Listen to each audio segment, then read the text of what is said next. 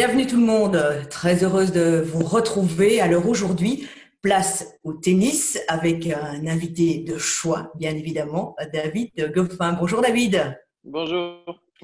tu vas bien? Oui, ça va bien, tout roule. Écoute, c'est une journée particulière puisque depuis hier, c'est vrai que le tennis est quasi le seul sport à pouvoir à nouveau être pratiqué dans les règles, bien évidemment, et dans les normes sanitaires. Et d'ailleurs, tu es retourné sur le terrain hier. Oui, j'ai recommencé l'entraînement, donc ça faisait, je crois, 7 semaines, 7 ou 8 semaines, plus ou moins, et j'ai repris le chemin des cours et ça a fait du bien de retaper la balle. Voilà, le corps n'a plus trop l'habitude de taper dans la balle, etc. J'ai posté quelques photos où j'ai des ampoules aux mains parce que voilà, ma peau n'était plus habituée à frapper autant de balles, mais voilà, ça va vite passer. C'est la raquette qui t'a puni de l'avoir délaissée comme ça quelques jours. Ouais, dans la poussière et dans le coin de mon appartement. Ça va rassurer tous les pratiquants et toutes les pratiquantes aussi, hein. Donc on peut encore se blesser même quand on est un des meilleurs joueurs mondiaux. Voilà. Dis David, si on t'a demandé ce moment d'interview, c'est parce qu'on te consacre là en ce moment un documentaire qui va apparaître sur les antennes de Vous Sport World et qui condense les moments clés de ta carrière en ATP 500, en ATP 1000, des tournois que l'on diffuse depuis de nombreuses années et depuis d'ailleurs ton avènement dans le monde du tennis. Alors, c'est Baptiste Réginster qui a monté ce documentaire, qui a fait les choix. On va voir avec toi s'ils correspondent aussi à ce qui reste pour toi des étapes clés. On va démarrer en 2016. 2016, c'est Indian Wells, Miami, où tu vas pour la première fois en demi-finale. Hein, c'est à Indian Wells. Tu te souviens de ce moment-là, les moments qui ont été choisis. Euh, il y a notamment une rencontre face à Wawrinka, c'est ça? Oui, tout à fait. Oui, il Et y a pas eu, il y a eu plusieurs matchs dans ce tournoi-là. Et notamment, même, je sauve une balle de match, je crois d'abord au premier tour avant d'arriver à Stan Wawrinka. Et, euh, et c'est vrai que chaque match était un peu, je me souviens très bien évidemment de chaque moment.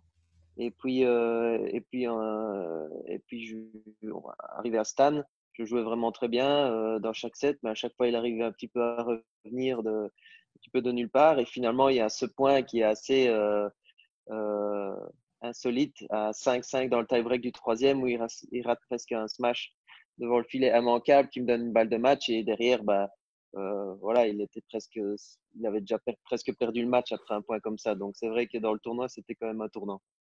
Et puis c'est un moment important dans ta carrière aussi parce que si je ne me trompe pas, c'est la première fois que tu bats un joueur du top 5 mondial à ce moment-là. Ah oui, c'est possible. Je ne sais pas quel classement il avait, mais oui, alors s'il était top 5, oui, c'était la première fois. Et puis dans ce tournoi-là, première fois aussi que j'arrivais en demi-finale d'un Masters 1000, donc c'était quelque chose. 2016 aussi à Rome. Là aussi, tu dois avoir un souvenir précis d'un match en particulier, là face à un joueur qui était numéro 8 mondial à l'époque. Oui, là aussi, c'était un résultat un peu, évidemment, je m'y attendais pas du tout. Et surtout face à un tel joueur, mais non, dans la saison, j'étais en pleine confiance. Et puis sur la terre battue aussi, je me sentais vraiment très très bien.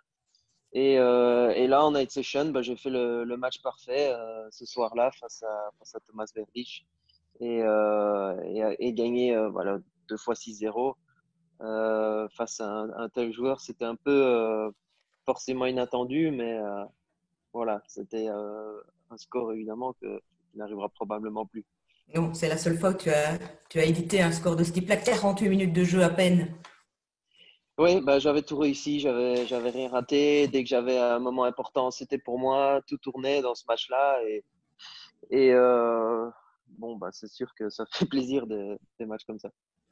2016, donc c'est vraiment l'année qui a, on va dire, qui a cimenté ce qui va venir par la suite dans ta carrière et qui t'a amené vers une année 2017 qui reste une des plus belles aussi.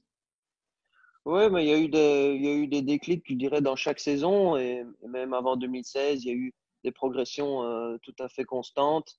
Mais c'est vrai que les gros résultats sont arrivés à partir de 2016. Et puis 2017, une très belle année aussi. Mais c'est sûr, voilà. Chaque année, il y a eu des moments et des matchs qui ont fait que chaque fois, j'ai passé un cap.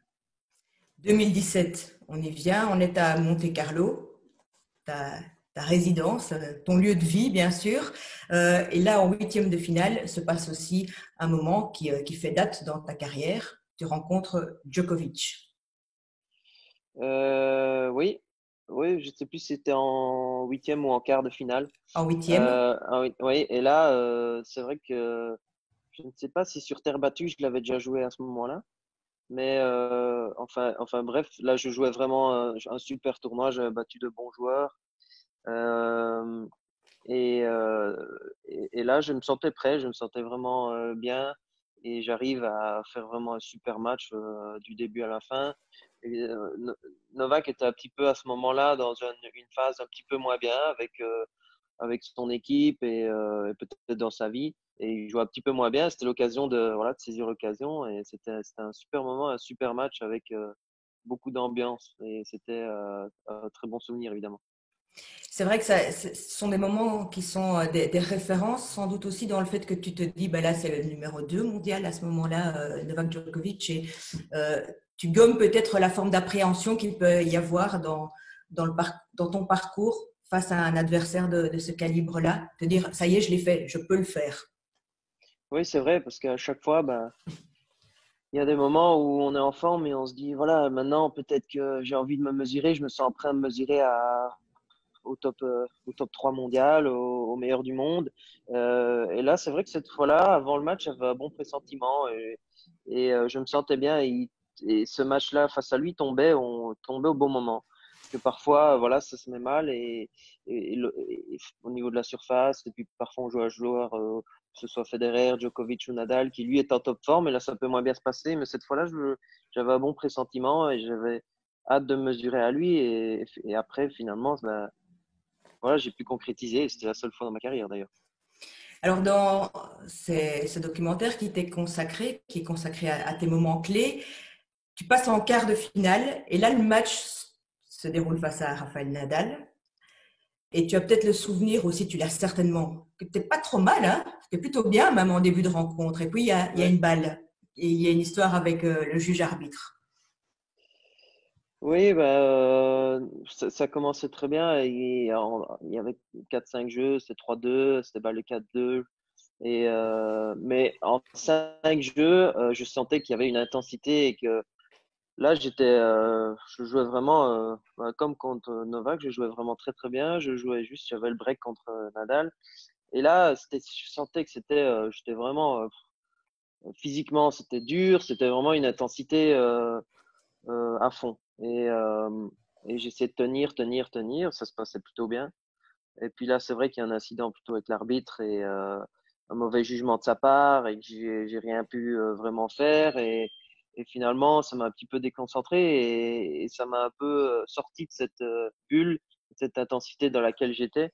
Maintenant, je dis pas que j'aurais gagné, mais loin de là, parce que Nadal est un grand combattant et guerrier.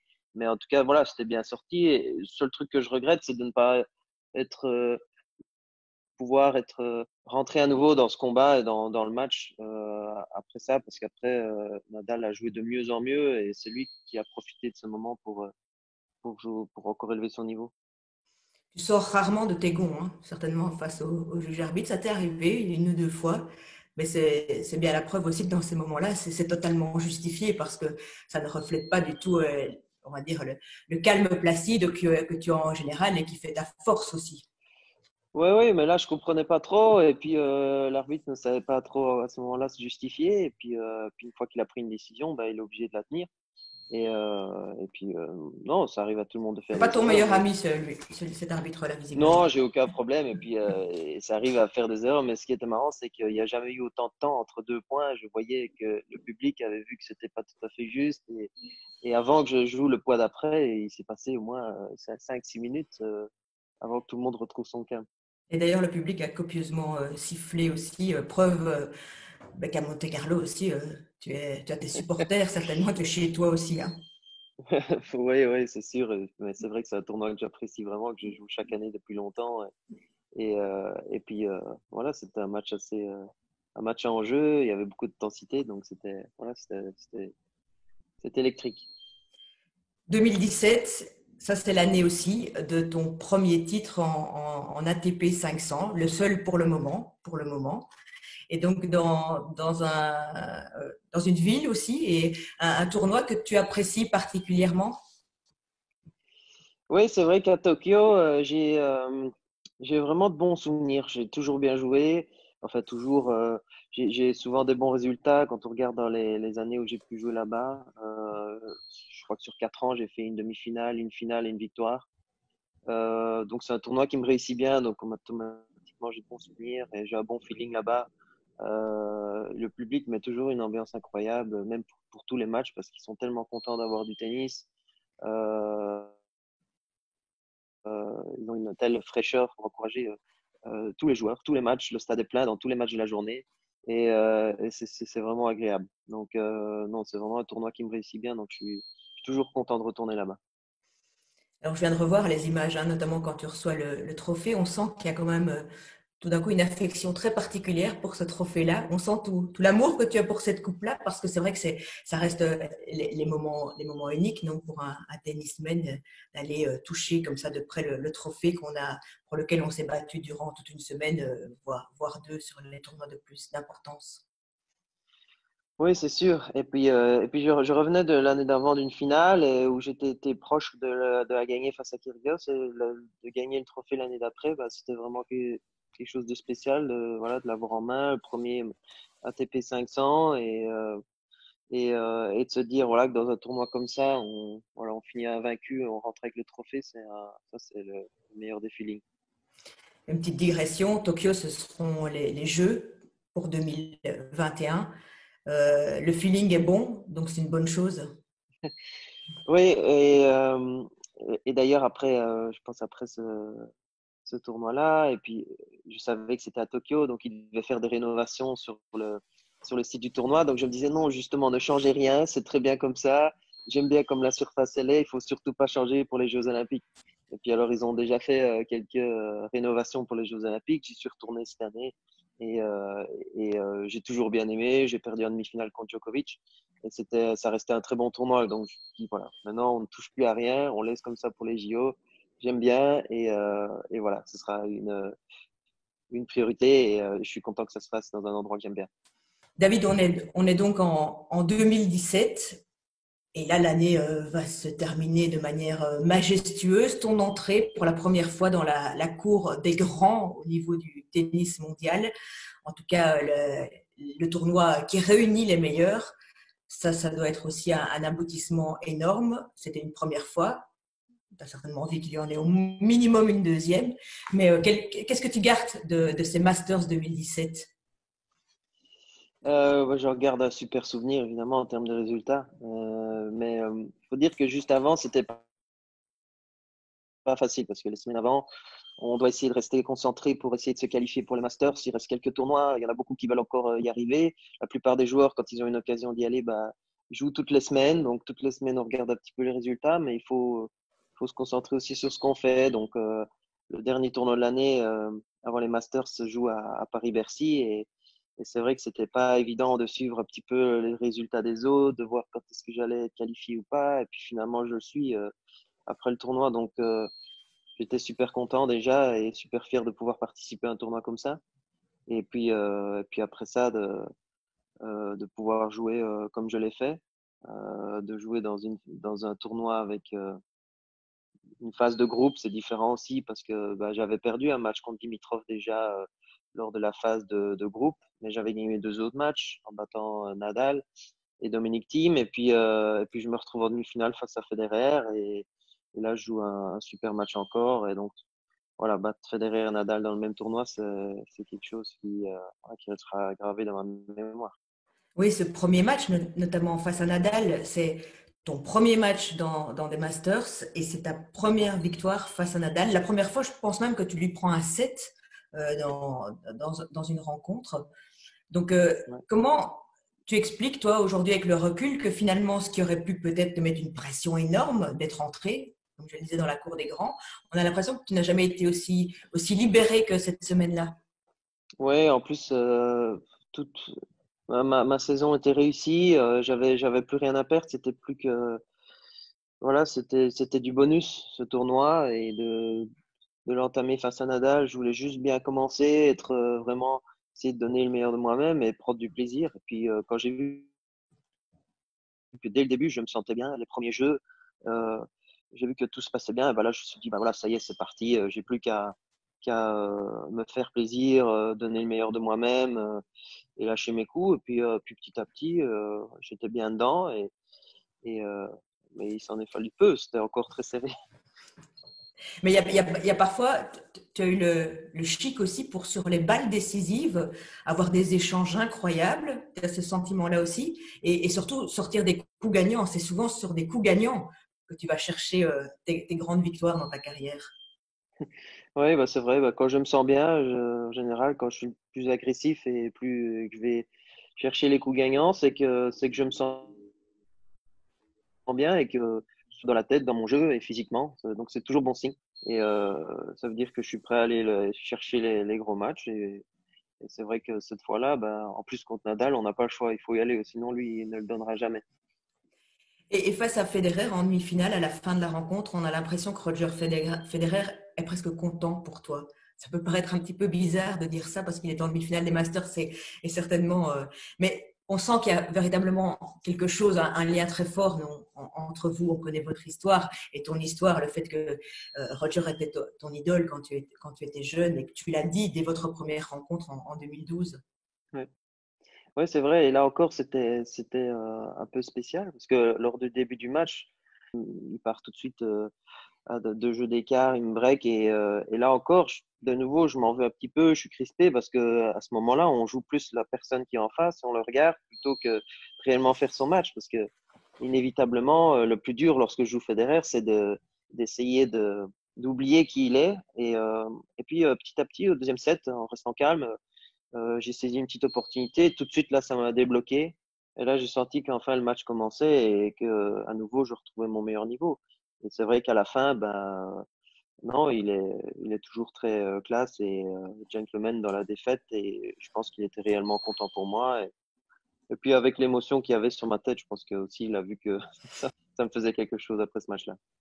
C'est vrai que dans le documentaire qui est consacré à tes moments en ATP 1000 et 500, Baptiste a tout de même démarré avec ce moment clé qui est ton entrée dans la planète, on va dire, du tennis, ou en tout cas où tu te fais véritablement connaître, c'est ce fameux Roland-Garros 2012, où tu vas jusqu'en huitième de finale et où tu sors un très bon match face déjà à Roger Federer. Et tu te souviens qu'il a eu des mots déjà très touchants, on va dire, pour toi à la fin de la rencontre. Ils te sont restés aussi, ces mots-là, dans l'évolution de ta carrière. Euh, Oui, oui, bien sûr, c'était mon premier tableau final en Grand Chelem et puis d'avoir gagné trois matchs et de le terminer le tournoi avec un super match face à lui. Et il y a eu un chouette moment à la fin de ce match-là auquel je m'y attendais pas. Et c'est vrai que non, c'était un beau souvenir. Et puis voilà, c'est vrai qu'il a été sympa avec moi et il l'est toujours. Et voilà, depuis, on est évidemment en bon terme. Et puis à la finale face à Dimitrov, elle garde encore un petit goût amer aujourd'hui. Un petit peu, parce que j'avais vraiment voilà, des occasions et j'avais fait vraiment un bon match aussi. J'avais réussi à retourner la situation. Et c'est vrai que Grigor, ce tournoi-là, était vraiment en toute grande forme. Il avait vraiment eu un super niveau de jeu. Il a été invaincu de tout le tournoi. Et, euh, et il l'a mérité aussi. Il l'a mérité. Il avait fait une super saison et il était dur à battre. Mais c'est vrai que j'ai eu des petites occasions au troisième set pour essayer voilà, de passer au-dessus et de gagner le tournoi. Mais voilà, ça s'est pas fait cette fois-ci. Mais j'ai pas de regrets sur ce match-là. On aura encore une prochaine. Voilà, j'espère bien. Oui. Dis, 2017, donc tu termines septième mondial en plus, hein, ton meilleur ranking à ce jour, puisqu'actuellement tu es dixième mondial. 2017 a été une année très belle. 2018 va être un petit peu plus cruel, hein. Il y a ces deux moments de blessures qui vont vraiment freiner l'année et ton évolution à ce moment-là. Il y a ta blessure à l'œil et puis il y a une blessure à l'épaule qui a lieu en demi-finale de nouveau d'un ATP 1000. Oui, c'est vrai. C'est vrai qu'à chaque fois que je revenais bien et que j'espérais vraiment que la machine reparte, il y a eu un petit coup d'arrêt. Mais voilà, j'ai beaucoup appris dans cette année-là. C'était une année de confirmation où je commençais l'année septième mondiale. Et quand je recommence à jouer mon meilleur niveau, demi-finale à Rotterdam, bah, j'ai une blessure à l'œil qui plus que la blessure en elle-même, a fait plus de dégâts en termes de, parce que l'œil a vite récupéré, mais il y avait tout le reste, plus ma vision, la rapidité, un peu de tout. Ça fait plus de dégâts qu'on croit, et puis il a fallu plus de temps pour s'en remettre. Et, euh, et puis après, ben, même chose, hein, la blessure à l'épaule à Cincinnati contre Federer, où là je me suis accroché, mais là j'en pouvais plus à la fin. Et même à l'US Open, c'était un petit peu, on a fait du bricolage pour essayer vraiment que ça se passe bien. Et même le coude, on a pris un coup à ce moment-là. Donc c'est pour ça qu'en fin de saison, j'ai dû couper court la saison pour me repréparer 2019. Là, on va remonter vers 2000, bah oui, 2019, tu le disais. Et on imagine aussi que revenir et aller chercher des moments clés, ici est épinglé notamment Halle, ton tournoi à Halle en 2019, et la victoire face à Zverev. Ça, c'est un des moments clés pour, on va dire, ton vrai comeback et le retour à la vraie forme. Oui, c'est vrai que juste avant, je jouais vraiment, même quelques semaines avant, très très bien à l'entraînement. J'avais vraiment un super niveau de jeu. Il manquait pas grand-chose pour que voilà, le petit déclic se fasse, et il faut s'accrocher à ces moments-là. Et la semaine avant sur le gazon, je jouais vraiment très très bien aussi. À Sertogenbosch, il manque pas grand-chose. Un match peut-être que j'aurais peut-être pu gagner contre Manarino et qui lui gagne le tournoi après. Et puis à Halle, bah, j'ai continué, et là tout de suite les victoires sont arrivées face à Zverev qui m'a fait du bien. Puis Berrettini en demi et encore Federer en finale. Donc euh, c'était ouais, un bon tournoi qui m'a fait du bien pour la suite. Et Zverev, il y a vraiment des échanges incroyables dans ce match-là. Tu en as le souvenir aussi? Oui, c'est vrai que Zverev, pour un joueur de son gabarit, il fait 1m95, même un peu plus. C'est vrai qu'il y a souvent beaucoup d'échanges avec lui. Et en plus, sur du gazon, c'est rare. Et c'est vrai que je me rappelle que c'était quand même un long match. Il y avait beaucoup d'échanges et finir par 7-6 au troisième. Voilà, cette victoire a fait du bien pour de gagner vraiment un combat comme ça, aussi dur. Et puis 2019, c'est tout proche, et c'est ta première finale en ATP 1000, la finale à Cincinnati après une victoire en demi face à Richard Gasquet. Oui, oui, c'est vrai, c'était un très bon tournoi. C'est souvent un tournoi aussi qui me réussit bien, même si j'ai souvent dur après une petite coupure après le gazon, de me remettre dans des conditions où souvent aux États-Unis il fait très très chaud, très humide. On a déjà vu des conditions vraiment intenables. Et là, il faisait encore très très chaud, même en finale. Je suis pas loin de faire tourner le match. On voit Medvedev qui a des crampes à la fin, mais il arrive à terminer sur un jeu de service incroyable. Et, et c'était un super tournoi, un super match contre Richard Gasquet en demi-finale. Et même si le tournoi il avait commencé difficilement, et ça arrive souvent parfois avant de bons résultats, c'est qu'il faut parfois s'accrocher avec un niveau de jeu un peu moyen au début, et parfois ça vient au fur et à mesure du tournoi, et à la fin c'est devenu très bon. Donc non, c'était voilà, un bon tournoi. C'était sa première victoire en ATP 1000, hein, et vous êtes partenaire à Monaco, c'est ça? Vous vous entraînez à Monte-Carlo, vous vous entraînez de temps en temps ensemble? Oui, on s'entraîne régulièrement ensemble, et voilà, je m'entends très bien avec lui. Il est très sympa. On fait de bons entraînements dès qu'on peut, et voilà, ça se passe toujours bien. Et puis on arrive à 2020, à cette année-ci, qui avait, il y avait du contraste aussi dans ce que tu avais fait avant l'arrêt de la saison, mais elle avait très bien commencé en tout cas, et certainement dans cette nouvelle compétition, la TP Cup, on attendait un petit peu cette compétition nous aussi de notre côté en tant qu'observateur, en se disant tiens, à quoi ça va ressembler? Ben, c'était pas mal du tout, hein.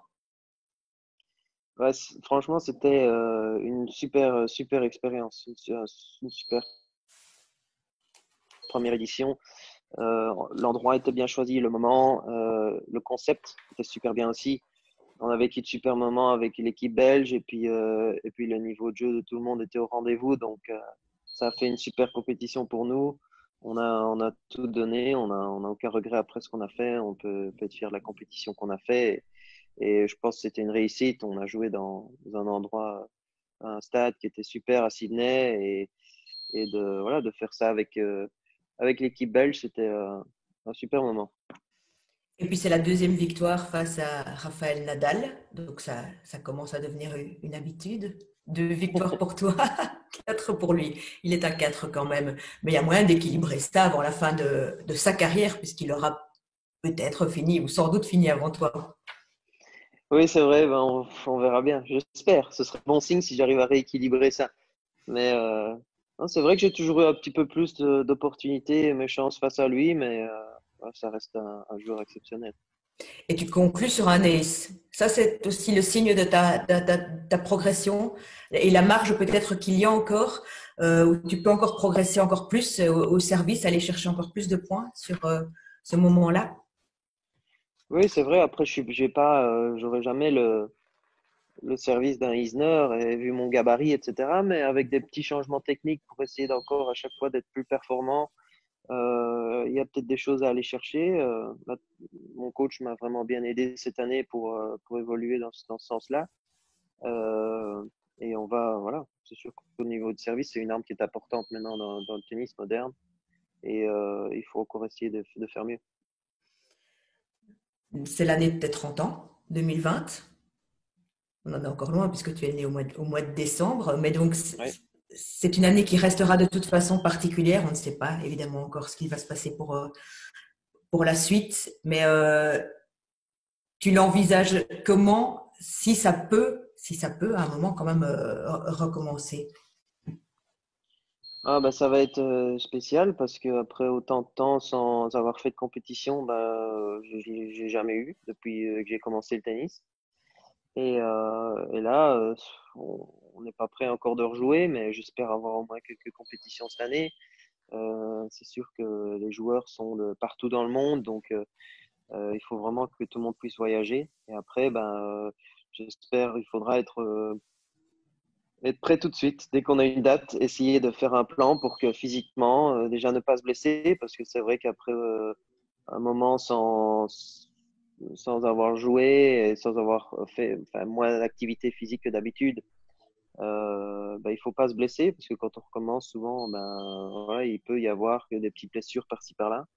Et puis essayer d'être au rendez-vous tout de suite dès les premiers matchs quand ils viendront, essayer d'avoir le meilleur niveau possible pour être voilà, au taquet tout de suite. Jouer sans public, pour un tennisman, ça représente quoi? Pour certains sports, c'est quasi, on va dire, indispensable. Et pour un tennisman? C'est spécial, ça représente, ouais, ça ressemble à un match d'entraînement peut-être. On fait souvent des matchs d'entraînement lorsqu'on s'entraîne et bon, ça va peut-être ressembler à ça. Est-ce qu'il y aura peut-être la même adrénaline, le même stress? Je ne sais pas. Ça pourra peut-être arriver, donc on faudra faire avec, mais quoi qu'il arrive, même sans public, il y aura quand même de l'enjeu, il y aura des points ATP à aller chercher pour progresser au classement. Donc voilà, d'office, il y aura quand même un petit peu de tension et l'envie de bien faire. Et là, pour le moment, bah, tu t'es passé en ligne. Tu as été en finale aussi. Félicitations. Oui, oui, c'est vrai que c'était là aussi c'était une première et il y a plein de choses qui se font pour divertir et proposer du tennis à la TV et c'est vrai que c'était une autre manière de le faire, c'était une manière originale et c'est vrai que je m'en suis pas trop mal sorti donc Oui, apparemment, tu n'es pas un pratiquant, un fervent pratiquant du jeu en ligne. non, ça faisait longtemps que j'avais plus joué donc là c'était quand même sympa. Contre Andy Murray, tu as perdu en finale. Est-ce que c'est pas le seul d'ailleurs que tu n'as jamais battu? Non, c'est vrai, je l'ai jamais battu et à chaque fois on s'est pas joué, enfin on s'est joué quelques fois, mais bon, pas tant que ça. Et c'est vrai qu'à chaque fois, c'est compliqué face à lui, notamment une finale de Coupe Davis où là, il avait été vraiment très très bon. Et on va terminer tout doucement cet entretien. David, tu as parlé de la Belgique, hein, de ton plaisir à jouer notamment la l'ATP Cup. On sait qu'il y a aussi eu dans ta carrière de finale de Coupe Davis. Les Jeux Olympiques te tiennent à cœur aussi. C'est représenter ton pays. Ton pays, c'est important aussi dans ta carrière.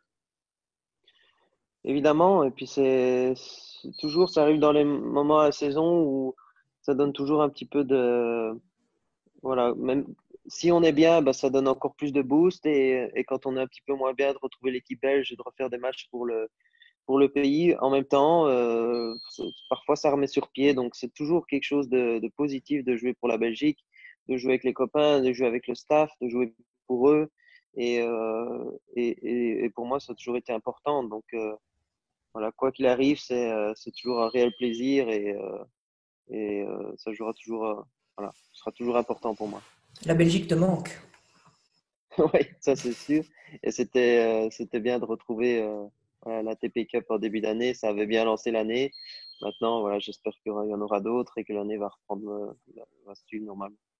En tout cas, sur Vous Sport World, donc on te suit, on te trace hein, sur chaque tournoi, ATP 500, ATP 1000. Et même, on parlait du public, du stade, évidemment, en conditions réelles, mais on imagine aussi que sentir le soutien comme ça à distance, c'est important aussi dans la carrière d'un sportif. Oui, bien sûr, sentir le soutien de tout le monde, la TV, la Belgique. Et dans le stade, comme vous l'avez dit, ben, voilà, ça fait toujours chaud au cœur et ça donne envie encore de se surpasser. Et donc, tu conseilles à nos abonnés de continuer à te suivre. Évidemment, j'espère que dès la reprise, il y aura encore de belles émotions. Très bien. Eh bien, merci beaucoup, David. Merci d'avoir partagé ce moment, ce retour sur ta carrière en ATP 500, en ATP 1000. Tiens, s'il y en a un que tu préférerais gagner parmi tous les autres, tu vas nous dire, oui, je prends n'importe lequel, évidemment. Mais il y en a un qui te tient particulièrement à cœur dans les 1000. Euh, allez, ben, Monte Carlo alors. Oui, inévitablement. Sur la terre battue, alors? Oui, sur la terre battue. Voilà, c'est une surface que j'ai toujours bien aimée. Et en plus, c'est pour moi le plus beau cours central du monde au bord de la mer. Donc, ce serait une belle image. Donc, Monte Carlo face à Nadal pour la troisième. C'est parfait. Ouais, parfait. Ça me va. D'accord. Très bien. Merci beaucoup. Bonne reprise des entraînements et à très bientôt sur les antennes de Vous Sport World. Salut Merci à David. vous. Salut. Salut.